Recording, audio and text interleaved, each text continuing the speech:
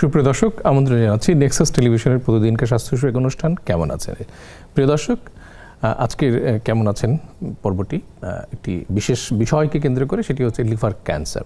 আমাদের শরীরের বিভিন্ন জায়গায় ক্যান্সার হতে পারে, তার মধ্যে লিভার বা যকৃৎ একটি খুবই গুরুত্বপূর্ণ অঙ্গ আমাদের শরীরের জন্য, এবং সেখানেও ক্যান্সার হতে পারে।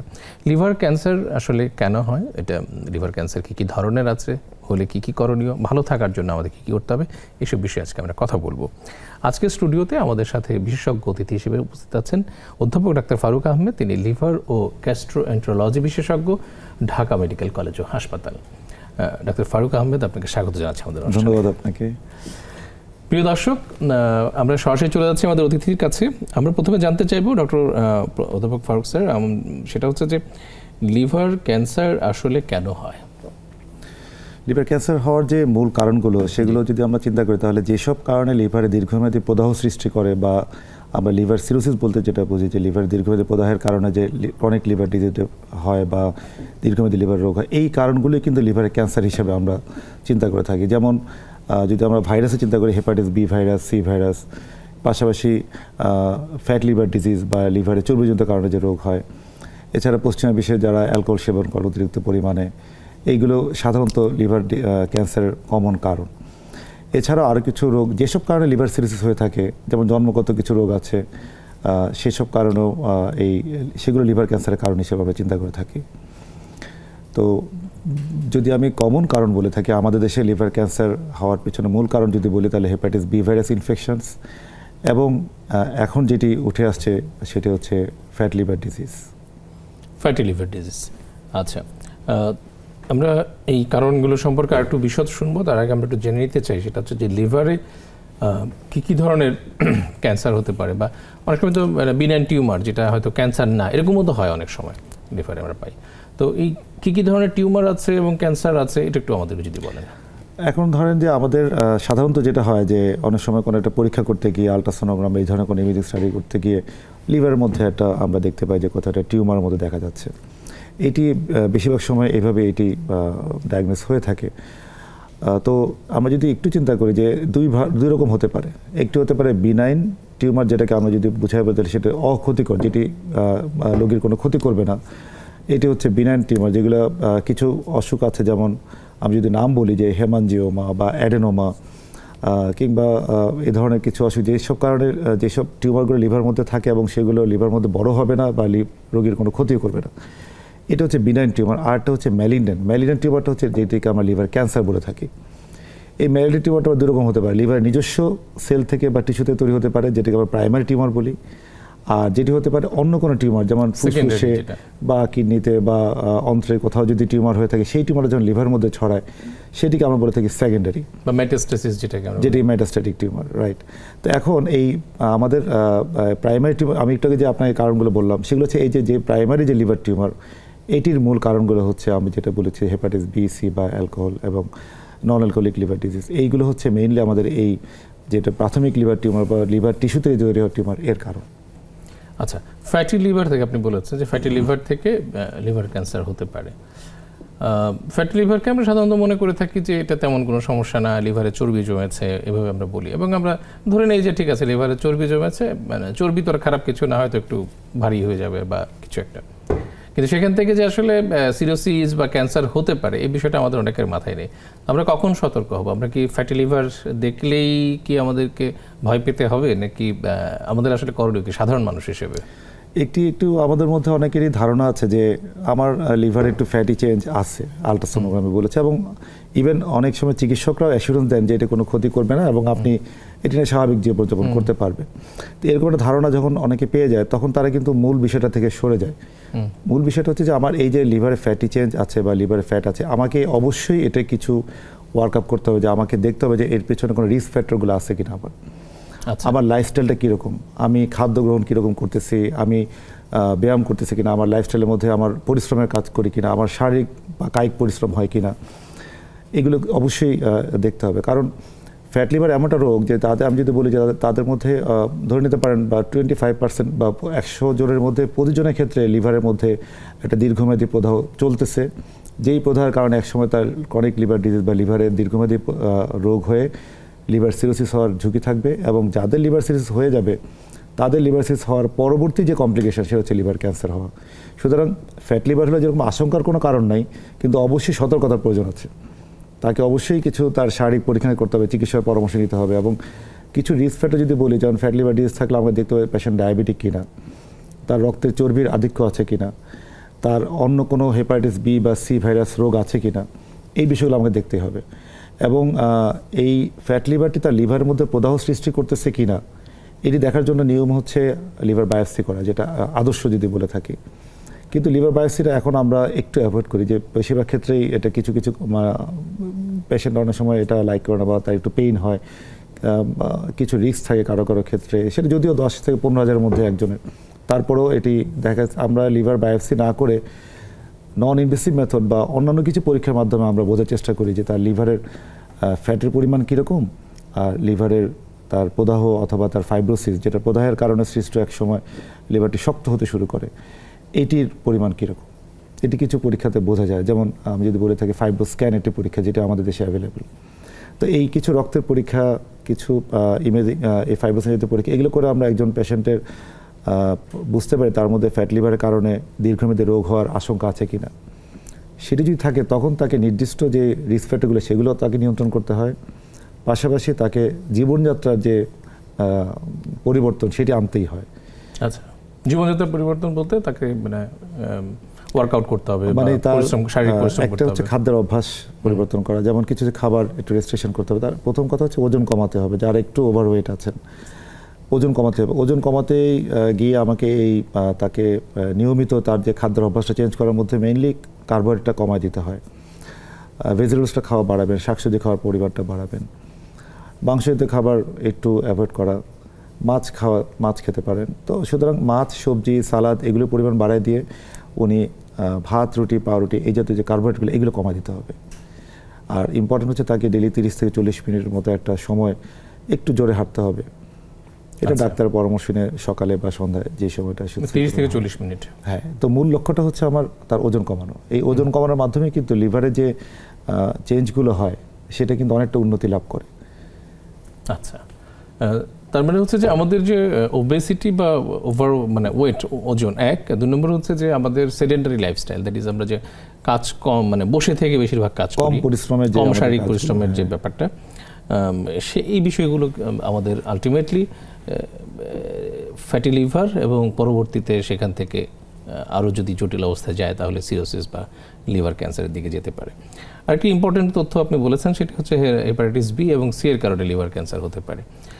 এই হেপাটাইটিস বি এবং সি, এবং আমাদের দেশে সবচেয়ে বেশি বোধহয় হেপাটাইটিস বি সি জনিত নাকি? সি নয়, বি বেশি কমন কারণ, মানে ভাইরাস জনিত যে লিভার ক্যান্সার, সেটা একটা বড় কারণ। হেপাটাইটিস বি এর তো ভ্যাকসিন আছে, হেপাটাইটিস ভ্যাকসিন আছে আমাদের দেশে অ্যাভেলেবল। তারপরেও কি মানে হচ্ছে এরকম মানে ভ্যাকসিন আছে, এবং সেটি তো আমরা আসলে যেটি এখন আমাদের ইপিআই শিডিউলের মাধ্যমে আমরা 1.5 মাস, 2.5 মাস এবং 3.5 মাস এই সময়টাতে আমরা বাচ্চাদের টিকা দিচ্ছি।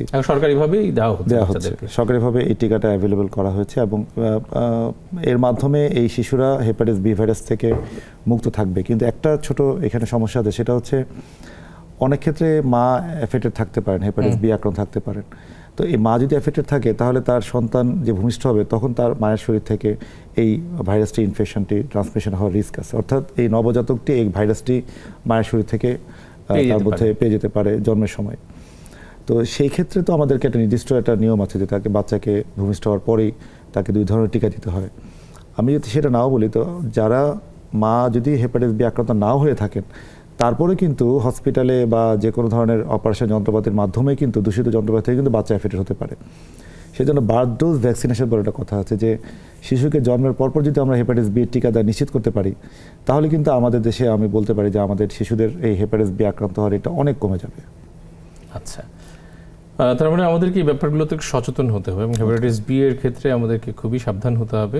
এবং যারা মানে অ্যাডাল্ট বা যারা বড় বা বয়স্ক তাদের ক্ষেত্রে আমাদের পরামর্শ হচ্ছে তারা হেপাটাইটিস বি টেস্ট করবেন, স্ক্রিনিংটা করবেন, এবং হ্যাঁ টেস্ট করবেন, এবং নেগেটিভ হলে তারা টিকা নেবেন, উনি যেই বয়সে হন না কেন। আমাদের সাথে একটি ফোন আছে, একজন দর্শক আছেন। প্রিয় দর্শক, কে আছেন আমাদের সাথে? আপনার পরিচয়টি বলুন। আসসালামু আলাইকুম। ওয়ালাইকুম আসসালাম। আমি একটু সাজেশন নিতে চাচ্ছিলাম। জি প্লিজ বলুন। জি, আমি তো অ্যান্টাসিড প্লাস দীর্ঘদিন ধরেই খাই উইদাউট মেডিসিন। আমার বাথরুমও হয় না, তো এটার জন্য ভবিষ্যতে কোনো সমস্যা হতে পারে কিনা? জি আচ্ছা, জি জি অনেক ধন্যবাদ আপনাকে। আপনার বয়স কত প্রিয় দর্শক? আমার 50+। 50+। স্যার, জি। উনি অ্যান্টাসিড প্লাস ব্যবহার করেন, নিয়মিত খান। অ্যান্টাসিড প্লাস না খেলে পরে ওনার বাথরুম হয় না। এখন দীর্ঘমেয়াদে খেলে সমস্যা হতে পারে কিনা? অ্যান্টাসিড প্লাসে দীর্ঘমেয়াদীভাবে তেমন সমস্যার কথা না, যদিও কিছু কিছু ক্ষেত্রে কিছু সল্ট থাকে, লবণের যে কিছু পরিমাণ থাকে, এটি একটু রেস্ট্রিকশন রাখা ভালো। প্রয়োজন ছাড়া দীর্ঘদিন আসলে এভাবে অ্যান্টাসিড খাওয়ারও আসলে কোনো প্রয়োজন নাই। ওনার যদি কনস্টিপেশন সমস্যা থাকে, তাহলে আমার মনে হয় যে উনি অ্যান্টাসিড ছাড়া অন্যান্য যে মেজারমেন্টগুলো আছে সেগুলো নিতে পারেন।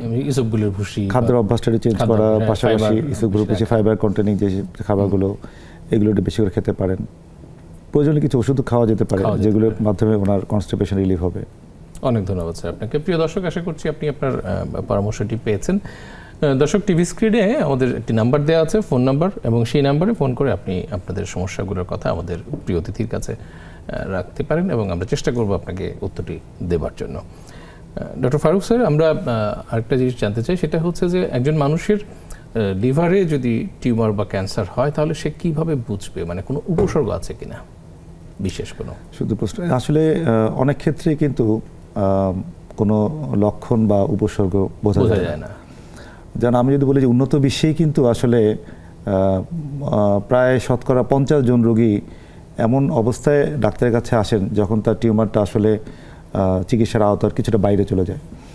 অর্থাৎ আমি যদি একটা বিষয় আমরা যদি খেয়াল রাখি যে আমার কোনো রিস্ক ফ্যাক্টর আছে কিনা, যেন আমি বলেছি যে হেপাটাইটিস বি বা সি ইনফেকশন যদি কারো থাকে, কারো যদি ফ্যাটি লিভার ডিজিজ থাকে, স্পেশালি কারো যদি কোনো আল্ট্রাসাউন্ড পরীক্ষায় অথবা এন্ডোস্কোপির পরীক্ষার মাধ্যমে যদি ডাক্তার তাকে লিভার সিরোসিস হিসেবে ডায়াগনোস করে থাকেন, তাহলে আমি এটা বলা একটু ক্লিয়ার করি যে অনেক সময় আমাদের লিভার সিরোসিস এবং লিভার ক্যান্সার নিয়ে আমাদের মধ্যে কনফিউশন তৈরি হয়।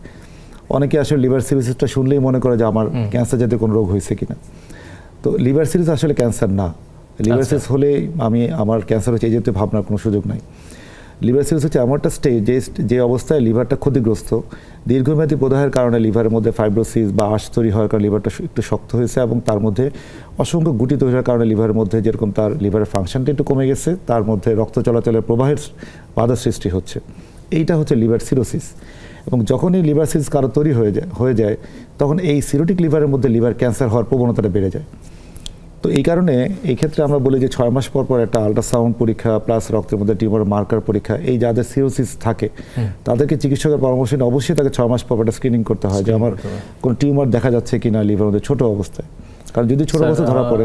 একটু ইন্টারাপ্ট করছি, আমাদের আরেকজন দর্শক আছে, দর্শকের ফোনটা নিচ্ছি। প্রিয় দর্শক, কে আছেন আমাদের সাথে? আপনার পরিচয়টি বলুন। দুঃখিত, ফোনটি কেটে গেছে। তো যা বলছিলাম, তো এই টিউমারটি যখন ছোট অবস্থায় ধরা পড়ে তখন কিন্তু কিছু চিকিৎসার মাধ্যমে সেই ছোট টিউমারটি আমরা প্রয়োজনে অপারেশন করতে পারি, অথবা আমরা এখানে একটা ট্রিটমেন্ট আছে যে আমরা একটা সুই দিয়ে ভিতরে হিট দিয়ে আমরা যেটাকে অ্যাবলেশন বলি, সেটা দিয়ে আমরা টিউমারটাকে আমরা লাইসিস করে দিতে পারি। তো আবার যাদের লিভার ট্রান্সপ্লান্টেশনের সুযোগ আছে তাদের ক্ষেত্রে সেই সব দেশে, আমাদের দেশে এখন আসলে পুরোপুরি ট্রান্সপ্লান্টেশনটা আমরা ইনশিওর করতে পারি না, ইনশাল্লাহ ভবিষ্যতে পারবো, অদূর ভবিষ্যতে তখন লিভার ট্রান্সপ্লান্টেশনের সুযোগ থাকে। তো এর মাধ্যমে লিভার ক্যান্সার থেকে একজন রোগী পুরোপুরি মুক্ত হতে পারেন বা সম্পূর্ণ সুস্থ হতে পারেন। তো যখন যেটা বলছিলাম যে এই উপসর্গ বা লক্ষণ প্রকাশিত হয় না বেশিরভাগ ক্ষেত্রেই, আর যে লক্ষণগুলো প্রকাশিত হতে পারে সেটা হচ্ছে কখনো কখনো আমার পেটের ডান পাশের উপরের দিকে একজনের ব্যথা হতে পারে, পাশাপাশি তার খাদ্যের রুচি কমে যেতে পারে, হয়তো ওজন কমে যাচ্ছে, একটু দুর্বলতা দেখা যেতে পারে, অর্থাৎ একটু ক্ষুধামান্দ, দুর্বলতা, একটু ওজন কমে যাওয়া, এই জাতীয় কিছু ভেগ সিমটম আমাদের কারো পেশেন্টের মধ্যে হতে পারে, যেটা হলে হয়তো উনি স্ক্রিনিং করলে হয়তো ওনার রোগটা তখন ধরা পড়বে।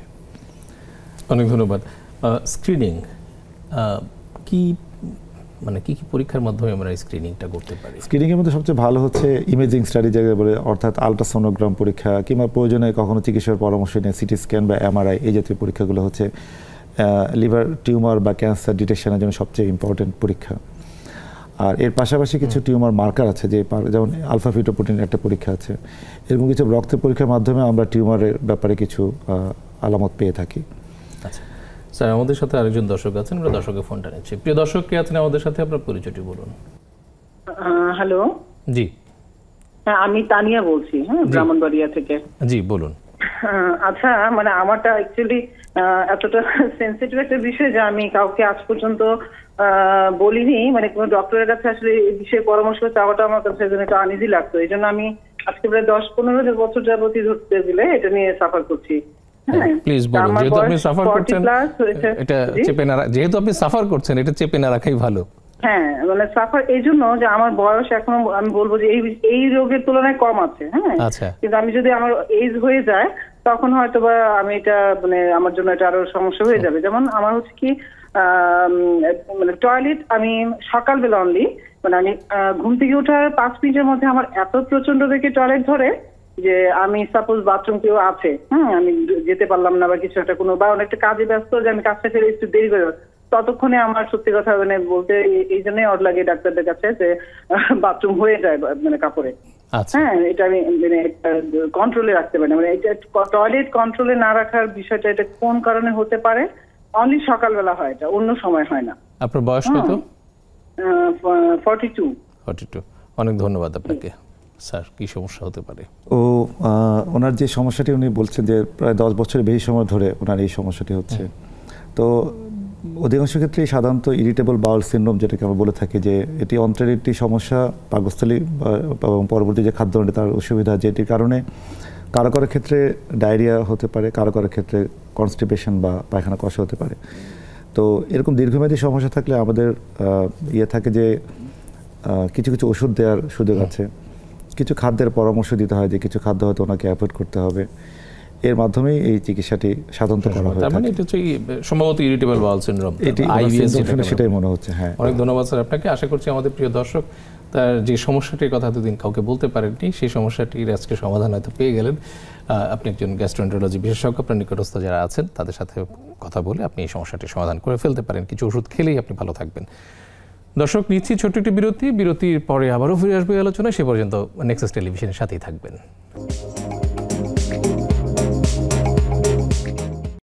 সুপ্রিয় দর্শক, বিরতির পরে আবারও ফিরে এলাম নেক্সাস টেলিভিশনের প্রতিদিনকার স্বাস্থ্য বিষয়ক অনুষ্ঠান কেমন আছেন।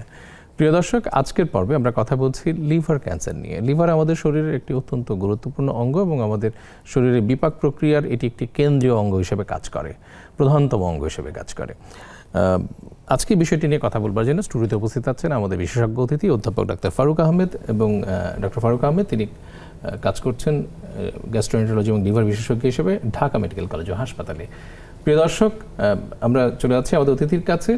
স্যার, আমরা বিরতির আগে যে কথাটা বলছিলাম যে লিভারের ক্যান্সার আমরা শনাক্ত করবার জন্য বা স্ক্রিনিং পরীক্ষাগুলোর কথা আমরা বলছিলাম, আমরা নিশ্চিত হতে পারি এরকম পরীক্ষাগুলো কি কি আছে?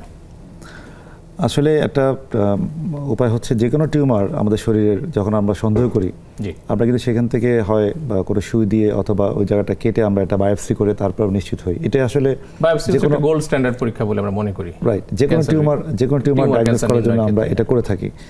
এই ক্ষেত্রে একটু ব্যতিক্রম হচ্ছে লিভারের টিউমার। অর্থাৎ লিভারে যদি কোনো টিউমার থাকে যেটা বিনাইন বা ক্ষতিকর না, কিংবা এটা ক্যান্সার আমি যদি সন্দেহ করি, সেই ক্ষেত্রে আমরা একটা পরীক্ষা করতে পারি, সেটাকে বলা হয় ট্রাইফেজিক সিটি স্ক্যান। মানে সিটি স্ক্যানই একটি সিটি স্ক্যানের মাধ্যমে আমরা এটি নিশ্চিত হতে পারি যে তার মধ্যে এটি লিভার ক্যান্সার নাকি এটি কোনো বিনাইন টিউমার। তো এই ট্রাইফেজিক সিটি স্ক্যানে অধিকাংশ ক্ষেত্রে এবং এখন পৃথিবীতে সব জায়গাতে এটা রিকমেন্ডেড যে আমাদের কোনো বায়োপসির প্রয়োজন নাই, ট্রাইফেজিক সিটি স্ক্যান করেই আমরা একটা লিভার ক্যান্সার আমরা শনাক্ত করতে পারি এবং তার চিকিৎসা করতে পারি।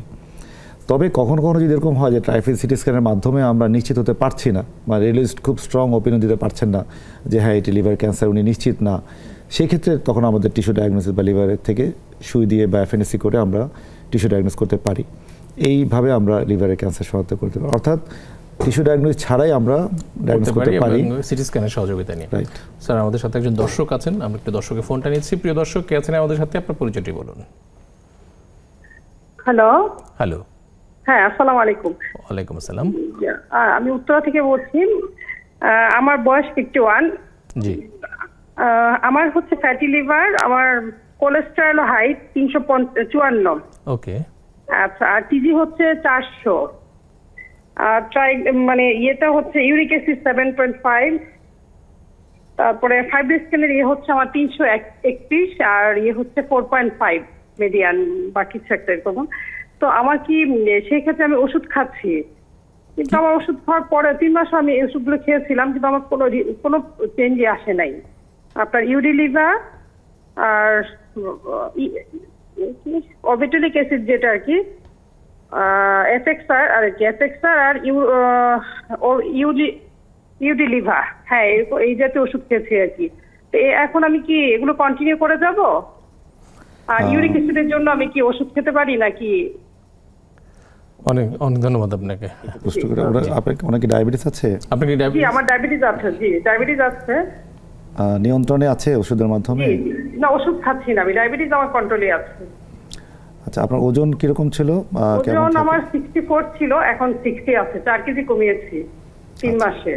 ঠিক আছে ঠিক আছে। আমরা ওনার যে সমস্যাটুকু মনে হলো যাতে ওনার ফ্যাট লিভারের পিছনে ওনার 2টা রিস্ক ফ্যাক্টর দেখা যাচ্ছে। একটা হচ্ছে ডায়াবেটিস, এটি যদিও নিয়ন্ত্রণে আছে, পাশাপাশি ওনার রক্তের চর্বির আধিক্য আছে বা কোলেস্টেরল এবং ট্রাইগ্লিসারাইড দুটোই বেশি।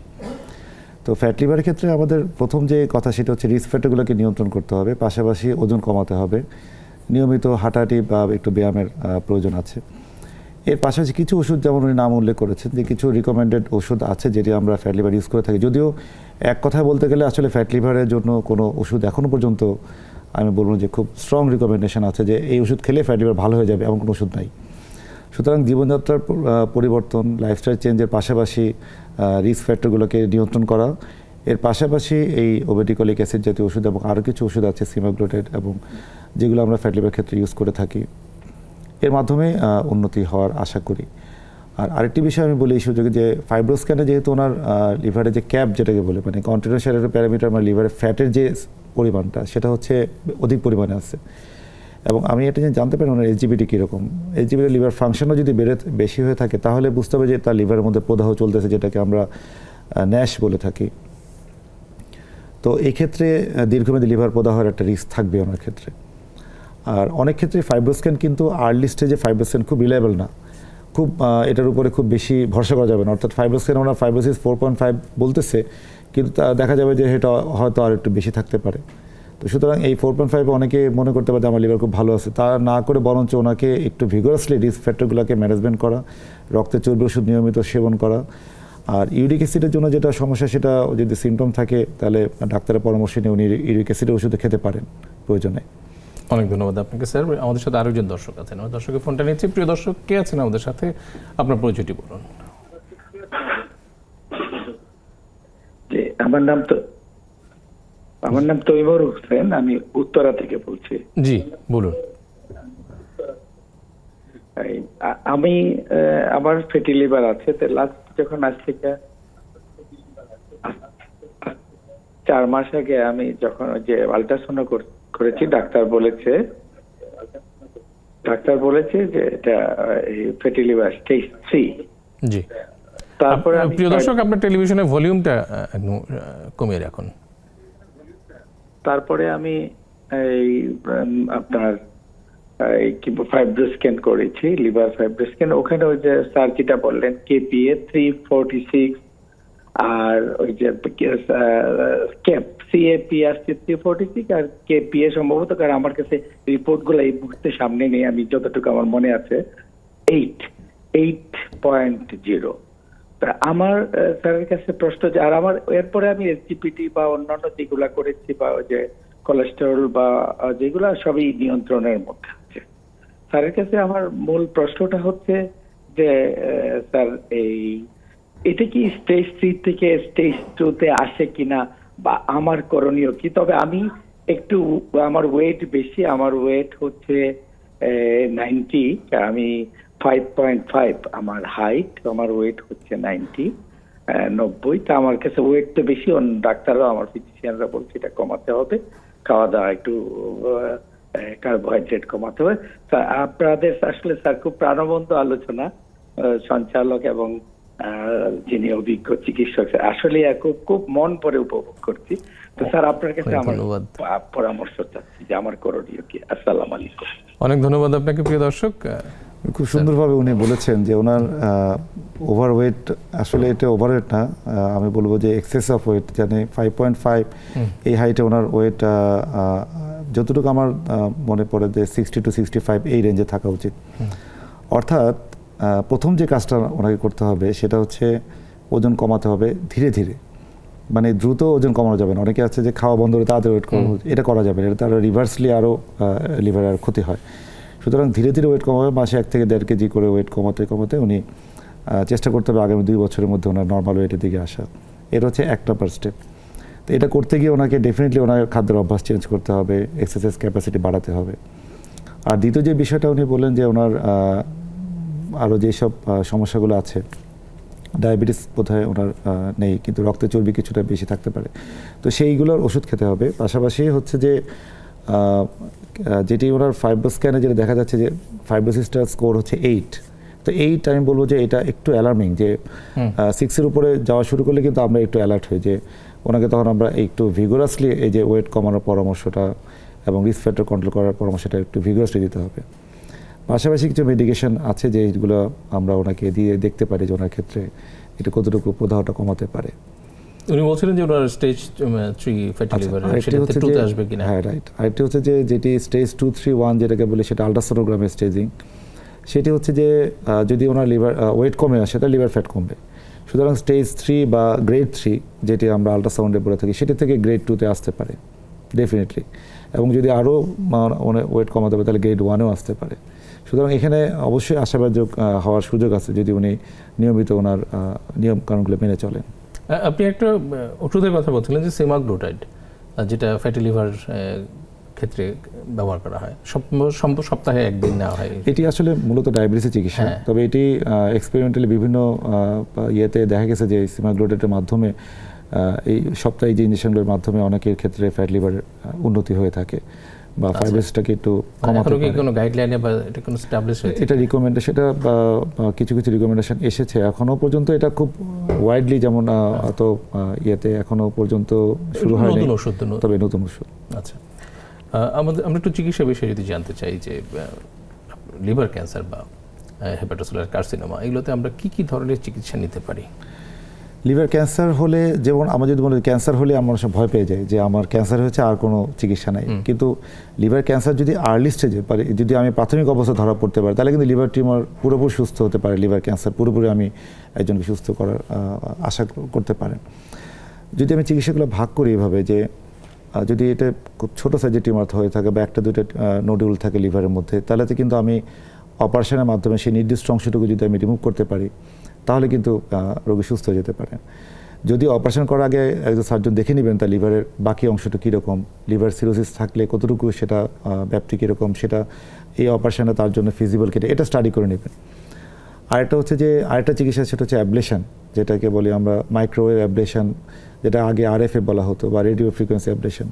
তো এর মাধ্যমে কিন্তু আমাদের এই চিকিৎসাটা আমাদের দেশে অ্যাভেলেবেল। অর্থাৎ আমি যদি লিভার ট্রান্সপ্লান্টেশন ছাড়া এই কিউরেটিভ যে দুটো চিকিৎসা, লিভার রিসেকশন বা অপারেশন এবং লিভারের মধ্যে সুই দিয়ে যে টিউমারটাকে পুড়ে দেওয়া, যেটাকে বলে অ্যাবলেশন, এই চিকিৎসাগুলো আমাদের দেশে অ্যাভেলেবেল, এটা আমরা করে থাকি। তো এই দুইটা চিকিৎসার মধ্যে একজন রোগী সুস্থ হতে পারেন। যদি টিউমারটা একটু বড় হয়ে যায় তখন সেই টিউমারের চিকিৎসাগুলো একটু চেঞ্জ হয়, তখন আরেকটা চিকিৎসা করা যেতে পারে, সেটা হচ্ছে টেইস বা ট্রান্স আর্টেরিয়াল কেমোমোডুলেশন। এটা হচ্ছে যেরকম হার্টের এনজিওগ্রাম করা হয় পায়ের এখান দিয়ে শিরা দিয়ে, যেরকম ক্যাথেটার দিয়ে আমরা লিভার টিউমারের ভিতরে আমরা সরাসরি কেমোথেরাপি এবং সেই টিউমারে যে রক্ত চলাচল পায় সেই রক্ত চলাচল বন্ধ করার একটা ওষুধ আছে। এই ওষুধ একসাথে দিয়ে দিলে দেখা যায় যে টিউমারটাকে আমরা কেমোথেরাপি দিয়ে টিউমারটাকে ছোটো করে দেওয়া যায় এবং রক্ত চলাচলটাকে বন্ধ করে দিয়ে সেই টিউমারটা নিউট্রিশনটা বন্ধ করে দিতে পারি।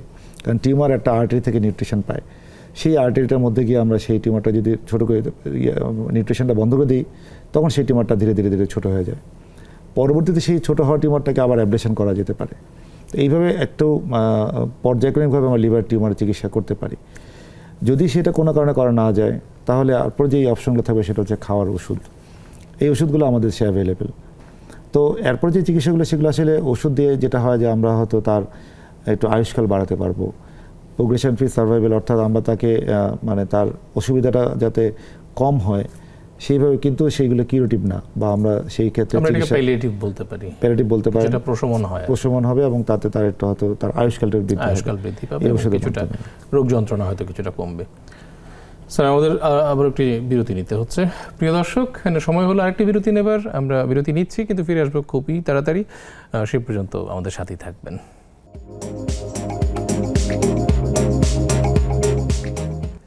সুপ্রিয় দর্শক, বিরতির পরে আবারও ফিরে এলাম নেক্সাস টেলিভিশনের প্রতিদিনকার স্বাস্থ্য বিষয়ক অনুষ্ঠান কেমন আছেন। প্রিয় দর্শক, আজকের কেমন আছেন আমরা কথা বলছি লিভার ক্যান্সার নিয়ে, এবং এই বিষয়ে কথা বলবার জন্য স্টুডিওতে উপস্থিত আছেন বিশেষজ্ঞ অতিথি অধ্যাপক ডাক্তার ফারুক আহমেদ। ডাক্তার ফারুক আহমেদ তিনি কাজ করছেন ঢাকা মেডিকেল কলেজ হাসপাতাল লিভার বিভাগে। ফারুক স্যার, আমরা বিরতির আগে অনেকগুলো বিষয় নিয়ে কথা বললাম, লিভার ক্যান্সারের খুবই গুরুত্বপূর্ণ কিছু দিক নিয়ে কথা বলেছি। আমরা লাস্ট ছিলাম যে জায়গাটা, সেটা হচ্ছে যে ট্রিটমেন্ট নিয়ে, যে কী কী ধরনের চিকিৎসা আছে। আপনি বলেছেন যে মুখে খাওয়ার চিকিৎসাও আছে, এবং সেটি মূলত কিউরেটিভ না, মানে রোগটাকে ভালো করে ফেলবে সেরকম না, ঠিক প্রশমন করে বা রোগের হয়তো আয়ুষ্কাল কিছুটা বৃদ্ধি করে। এই চিকিৎসাগুলোর ব্যয় কেমন, খরচ কেমন? যে ওষুধগুলো দিয়ে আমরা লিভার ক্যান্সারটাকে বলতে পারেন যে নিয়ন্ত্রণ করার চেষ্টা করি, সেটির এই মুহূর্তে যে ওষুধগুলো কাজ করে ভালো, সেটা আমাদের সবগুলো অ্যাভেলেবেল আছে। তো এর খরচ মেইনলি, যে আমি যদি সবচেয়ে কম হিসাব করতে যাই, তাও ধরেন যে একজন রোগীর মাসে 12 থেকে 15,000 টাকার মতো খরচ যাবে যদি ওষুধের কথা চিন্তা করি। আর নতুন কিছু ওষুধ আছে যেটি সারা পৃথিবীতে এই মুহূর্তে বেশ প্রমিজিং, বলবো যে আমরা যদি এরকম চিন্তা করি যে ওষুধগুলো কনভেনশনালি আমরা 10 বছর ধরে ইউজ করতেছি এই লিভার ক্যান্সারের ক্ষেত্রে, এতে যদি একজন রোগীর 1 থেকে 1 বছরের কিছু বেশি সময় যদি লংগেভিটি বাড়ে, তাহলে নতুন যে চিকিৎসাটা আছে সেটাকে আমরা বলি ইমিউন থেরাপি। এই ইমিউন থেরাপির মাধ্যমে কিন্তু একজন রোগীর লংগেভিটি 1.5 থেকে 2 বছরের মতো বাড়তে পারে। তো চিকিৎসার মাধ্যমে দীর্ঘদিন উনি সিমটম ফ্রি বা ভালো থাকতে পারবেন, এইটুকু হচ্ছে এই নতুন চিকিৎসার একটি ভালো দিক। কিন্তু সমস্যাটা হচ্ছে এটিও বেশ ব্যয়বহুল।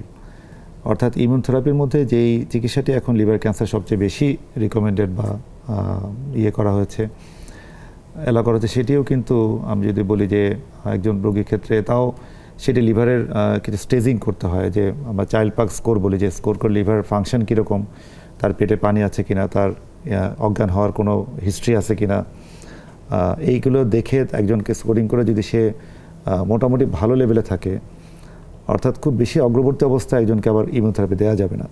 তাই এই স্টেজে আমরা ইমিউনোথেরাপি দিলে, তাও যদি আমরা চিন্তা করি যে তাকে 6টা সাইকেল দিতে যাই, তাও প্রায় 13 থেকে 14 লক্ষ টাকা খরচ যাবে।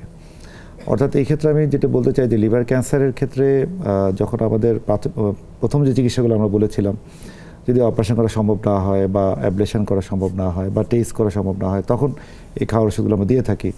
তো এগুলো তো যাদের একটু আর্থিক সঙ্গতি ভালো, তাদের জন্য এই চিকিৎসাগুলো তারা গ্রহণ করতে পারেন।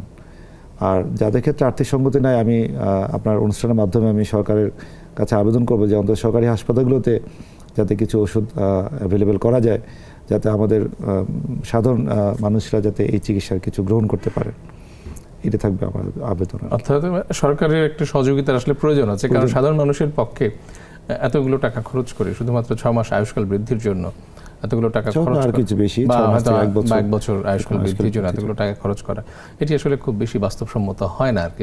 আমাদের দেশের অর্থনৈতিক প্রেক্ষাপটে এটি বলা যায়। আমাদের দেশে লিভার ক্যান্সারের রোগীর সংখ্যা কেমন? আমাদের দেশে প্রতি বছর একটা স্টাডি হয়েছে, গ্লোবোকান স্টাডি বলে, 2020 সালে এটা প্রকাশিত হয়েছে। তো এই স্টাডি দেখা গেছে আমাদের দেশের প্রায় 3200 সামথিং, এরকম 3200-র মতো যদি প্রতি বছর লিভার ক্যান্সার আক্রান্ত হয়ে থাকেন, এবং আবার প্রতি বছর প্রায় 3100 মতো রোগী লিভার ক্যান্সারে মৃত্যুবরণ করেন। আচ্ছা, অর্থাৎ আক্রান্ত হওয়ার সংখ্যা এবং মৃত্যুবরণের সংখ্যা কিন্তু প্রায় কাছাকাছি।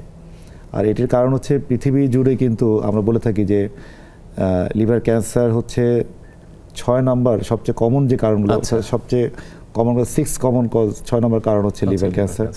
ইভেন কোনো কোনো দেশে এটি 3 নম্বরও আছে, কিন্তু ক্যান্সার জনিত মৃত্যুর যে ডাটা, সের মধ্যে 3rd হচ্ছে লিভার ক্যান্সার।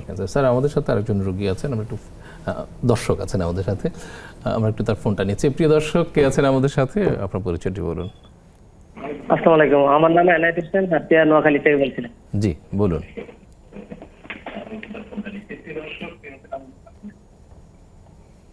বলুন প্রিয় দর্শক।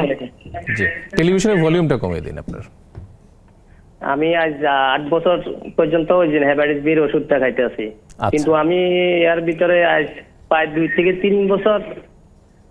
3 বছর আমি কোনো ডাক্তার দেখাই না, কিন্তু আমার ওই হেপাটাইটিস বির যে বারকাবির 05 আমি খাইতে আছি। এখন কি এটা রানিং চালাই থাকবো নাকি অফ রাখবো, মানে তার কাছে এই প্রশ্নটা। আর আমার একটা হয়েছে, আমার প্রায় 8 বছর আগে আমার ওয়েট ছিল প্রায় 49 কেজি, এখন আমার প্রায় 62 কেজি হয়ে গেছে। এখন এটা কি হেপাটাইটিস বির কোনো সমস্যা হইব নাকি? এই কারণে আমি একটু স্যারের কাছে মানে ওয়েট বাড়ে গেছে আমার। অনেক ধন্যবাদ আপনাকে স্যার। দর্শককে আমি একটা বিষয়ে ধন্যবাদ দিব যে উনি যদিও গত 3 বছর চিকিৎসকের পরামর্শ নেন নাই, কিন্তু উনি ওষুধটা বন্ধ করেন নাই। এটি হচ্ছে ওনাকে ধন্যবাদ দেওয়ার অংশটুকু। কিন্তু ডাক্তারকে দেখান নাই, এটি ঠিক হয় নাই। বারকাভির উনি খাচ্ছেন দীর্ঘদিন ধরে, প্রায় 8 বছর বেশি সময় ধরে। এখন কিছু বিষয় দেখতে হবে যে ওনার লিভারের অলরেডি কোনো লিভার সিরোসিস হয়েছে কিনা হেপাটাইটিস বি এর কারণে। যদি সেটা না হয়ে থাকে তাহলে শুধুমাত্র হেপাটাইটিস বি ইনফেকশনের কারণে একজন লিভার প্রদাহ থাকলে আমরা ওষুধ দেওয়ার পর কিন্তু নির্দিষ্ট সময় পর ওষুধ বন্ধ করার একটা সুযোগ আছে। আমরা এই হেপাটাইটিস বি ভাইরাসের ডিএনএ পরীক্ষা করা হয়, অন্তত পক্ষে 6 মাস থেকে 1 বছরের মধ্যে একবার করতে হয় প্রতি বছর। এটির কয়েকটি পরীক্ষার মাধ্যমে যদি দেখি যে তার মধ্যে হেপাটাইটিস বি এর ডিএনএটি নেগেটিভ আছে, অর্থাৎ এটি এখন রক্তের মধ্যে উপস্থিত নাই, আদার্স পরীক্ষা যদি তার লিভারের ফাংশন ভালো থাকে, তাহলে কিন্তু হেপাটাইটিস বি ভাইরাসের ওষুধ বন্ধ করার একটা সুযোগ থাকে। যদি বন্ধ করার পরে আবার একটু মনিটরিং করতে হয়, ঘন ঘন তার কিছু লিভার ফাংশন টেস্ট করতে হয়। অর্থাৎ আমি তাকে বলবো যে চিকিৎসকের পরামর্শ নিতে, এবং যেটি প্রথমে বলেছিলাম যে হেপাটাইটিস বি আক্রান্ত যারা থাকেন তাদের কিন্তু অন্তত 6 মাস পর পর কিছু স্ক্রিনিং টেস্ট করতেই হয়, যে অ্যাটলিস্ট একটা আলট্রাসোনোগ্রাম পরীক্ষা, পাশাপাশি লিভার টিউমারের পরীক্ষা। এর মাধ্যমে এই হেপাটাইটিস বি ভাইরাসজনিত রোগ থেকে যে লিভারে ক্যান্সার হওয়ার যে একটা আশঙ্কা থাকে, এটি কিন্তু অবশ্যই গুরুত্বের সাথে নিতে হবে। এই জন্য এই 6 মাস পর পর যে আলট্রাসোনোগ্রাম পরীক্ষা এবং লিভার টিউমারের যে মার্কার, এটি দেখার মাধ্যমে কিন্তু উনি লিভারের টিউমার ধরা পড়লে আগে ধরা পড়তে হবে এবং সেটা চিকিৎসা উনি ঠিকমতো করতে পারেন। পাশাপাশি বারকাভির উনি আপাতত চালিয়ে যাবেন এবং চিকিৎসকের পরামর্শ নিয়ে পরীক্ষা নিরীক্ষা করে যদি তার পরামর্শে উনি ওষুধ বন্ধ করতে বলে তখন বন্ধ করবেন। অনেক ধন্যবাদ স্যার আপনাকে। প্রিয় দর্শক, আশা করছি আপনি আপনার প্রশ্নের একটি সুন্দর উত্তর পেয়েছেন। স্যার, আমরা অনুষ্ঠান একদম প্রায় শেষ পর্যায়ে চলে এসেছি। লিভার ট্রান্সপ্লান্ট এটি একটি লিভারের বিভিন্ন ধরনের অসুখের, বিশেষ করে যখন আর কোনো চিকিৎসা অবশিষ্ট থাকে না বা করার সুযোগ থাকে না, তখন লিভার ট্রান্সপ্লান্টের কথা আমরা ভেবে থাকি। লিভার ট্রান্সপ্লান্ট বাংলাদেশে আদৌ হচ্ছে কিনা বা সম্ভাবনা কতদূর, নিকট ভবিষ্যতে আমরা পাবো কিনা, এই বিষয়টি সম্পর্কে একটু জানতে চাই। লিভার ট্রান্সপ্লান্টেশন একটি, আমি বলবো যে খুব জরুরি একটি চিকিৎসা, এবং এই লিভার ক্যান্সারেও এটির ব্যবহার আছে অবশ্যই। জি, আমরা যদি পশ্চিমা বিশ্বের দিকে তাকাই, যে ইউএসএ, ইউরোপে এবং চায়নাতে দেখা গেছে প্রায় 15,000 লিভার ট্রান্সপ্লান্টেশন ওদের দেশে প্রতি বছর হয়। তো 15,000 লিভার ট্রান্সপ্লান্টেশন প্রতি বছর হচ্ছে ওদের দেশে, আর আমাদের দেশে আমরা এই জায়গাটা অনেক পিছিয়ে আছি। আমাদের পার্শ্ববর্তী দেশ ভারত সহ আরও কয়েকটি সার্কভুক্ত দেশেও কিন্তু এখন লিভার ট্রান্সপ্লান্টেশন নিয়মিত হচ্ছে। তো আমি বলবো যে আমাদের দেশে খুব ভালো লিভার সার্জন আছেন, যারা লিভার ট্রান্সপ্লান্টেশনের সাথে সম্পর্কিত থাকলে আমরা এই খুব আশার সঞ্চার হচ্ছে, এবং তারা কিন্তু ইতিমধ্যে এগিয়ে এসেছেন অনেকটাই। তো আমরা আশা করছি অদূর ভবিষ্যতে আমরা নিয়মিত লিভার ট্রান্সপ্লান্টেশনে আমরা করতে পারবো। আমাদের দেশে আপনি জানেন যে বেশ কয়েকটি লিভার ট্রান্সপ্লান্ট ইতিমধ্যে হয়েছে। এক্ষেত্রে আমাদের অবশ্যই আমাদের পার্শ্ববর্তী দেশ থেকে ওনারা সহযোগিতা করেছেন, এবং আমাদের লিভার ট্রান্সপ্লান্ট সার্জন, হেপারোলজিস্ট এবং অ্যানেস্থেসিওলজিস্ট তারা কিন্তু ইতিমধ্যেই অনেকটা এই বিষয়ে এগিয়ে এসেছেন। আমি যেটা মনে করি যে আমাদের প্রাইভেট সেক্টরে, ওদের সরকারি সেক্টরে অনেকটাই আগে এসছেন, এবং কয়েকটা হসপিটালে ইতিমধ্যে লিভার ট্রান্সপ্লান্টেশন প্রক্রিয়া শুরু হয়েছে। পাশাপাশি প্রাইভেট সেক্টরে যারা কাজ করছেন, যারা কর্পোরেট হসপিটালগুলোতে, আমি বলবো তাদেরকে একটু আগে আসতে হবে। তাদের এগিয়ে আসাটা এরকম হয় যে তাদের এখানে সেট আপ আছে, এবং এর মাধ্যমে আমি যদি মনে করি যে আমরা দরকার হলে যারা বিদেশি টিম আছে তাদেরকে দিয়ে আমরা কয়েকটা ট্রান্সপ্লান্টেশন রেগুলার করতে থাকি। এর মাধ্যমে আমাদের জুনিয়র যারা চিকিৎসক আছেন তারা এর মাধ্যমে সম্পৃক্ত হতে পারেন, তাদের একটা নিয়মিত একটা প্রশিক্ষণের ব্যবস্থা হচ্ছে, এবং রোগীরাও এখানে অন্য কোথাও না গিয়ে দেশের মধ্যে লিভার ট্রান্সপ্লান্টের সুযোগ পাচ্ছেন। তো এইভাবে যদি আমরা একটু নিয়মিতভাবে এই অংশটুকু চালিয়ে যেতে পারি, তাহলে আমার মনে হয় একসময় আমাদের লিভার ট্রান্সপ্লান্টেন্ট সার্জনরা নিজেরাই, প্লাস আমাদের যারা হেপারোলজিস্ট আছে এবং ইন্টারভেনশনিস্ট এবং আইসিইউ স্পেশালিস্ট যারা আছেন, তারা এতে নিয়মিত একটা সম্পৃক্ততা চলে আসবে। এবং আমাদের ট্রান্সপ্লান্ট প্রোগ্রামগুলো আমি মনে করি যে আমাদের চিকিৎসকরা এখন অনেক আন্তরিকতার সাথে চেষ্টা করছেন লিভার ট্রান্সপ্লান্টেশনকে আমাদের দেশে নিয়মিত করার জন্য। অনেক ধন্যবাদ স্যার আপনাকে। আমরা আসলে আজকে খুবই গুরুত্বপূর্ণ একটি বিষয় নিয়ে কথা বললাম, লিভার ক্যান্সার। আসলে ক্যান্সার আমাদের দেশে এবং সারা পৃথিবীতে একটি ক্রমবর্ধমান একটি স্বাস্থ্য সমস্যা হিসেবে আমাদের সামনে একটি মূর্তিমান আতঙ্কের মতো। অর্থাৎ ক্যান্সার শুনলেই আমরা ভাবি যে cancer, it has no answer. তারপরেও আমরা যুদ্ধ করে যাচ্ছি এবং মানব সভ্যতার এটি একটি বৈশিষ্ট্য যে সে সবসময় তার জীবনের সাথে এবং তার সভ্যতার সাথে পরিপন্থী যে বিষয়গুলো আছে তার সাথে সে সবসময় যুদ্ধ করে জয়ী হয়েছে এবং এইভাবেই সে তার সভ্যতাকে এগিয়ে নিয়ে গেছে। আমরা একসময় ক্যান্সারকেও হয়তো আমরা পুরোপুরি পরাজিত করতে পারবো এবং এটিকে খুব সাধারণ অসুখে পরিণত করতে পারবো, এটি আমাদের প্রত্যাশা এবং এটি আমাদের বিশ্বাস। আপনাকে অনেক ধন্যবাদ আমাদের এই অনুষ্ঠানে আপনার মূল্যবান সময় থেকে সময় দিয়ে আমাদের স্টুডিওতে উপস্থিত হয়েছেন এবং আপনার মূল্যবান পরামর্শ দিয়ে এই অনুষ্ঠানটিকে অনেক বেশি প্রাণবন্ত এবং অনেক বেশি ফলপ্রসূ করেছেন। এই জন্য আপনাকে আমাদের দর্শকদের পক্ষ থেকেও আপনাকে আন্তরিক কৃতজ্ঞতা জানাচ্ছি। আপনাকেও অনেক ধন্যবাদ এবং নেক্সাস টিভি এবং দর্শকদের যারা আজকে এই অনুষ্ঠান উপভোগ করেছেন তাদেরকে অনেক ধন্যবাদ জানাচ্ছি। প্রিয় দর্শক, আমাদের এই ছিল আজকের আয়োজন। আমরা সবাই যেন ভালো থাকি, সুস্থ থাকি এবং আমাদের স্বাস্থ্যকর জীবনযাপন যেন আমরা করি। আপনারা দেখছেন যে প্রতিটি রোগেই কিন্তু আসলে এক ধরনের বিষয় থাকে যে আমাদের জীবনযাপন এবং খাদ্যাভ্যাসের মধ্যে এমন কিছু বিষয় থাকে যেগুলোকে মেনে চললে পরে আমরা রোগ থেকে ভালো থাকতে পারি। তো আমরা প্রত্যাশা করব যে আমরা যেন সেভাবেই জীবনযাপন করি এবং আমাদের খাদ্যাভ্যাসটি মেনে চলি। সবাই যেন ভালো থাকি, সুস্থ থাকি, এটাই প্রত্যাশা। আজকের মতো এখানেই শেষ করছি। শুভরাত্রি।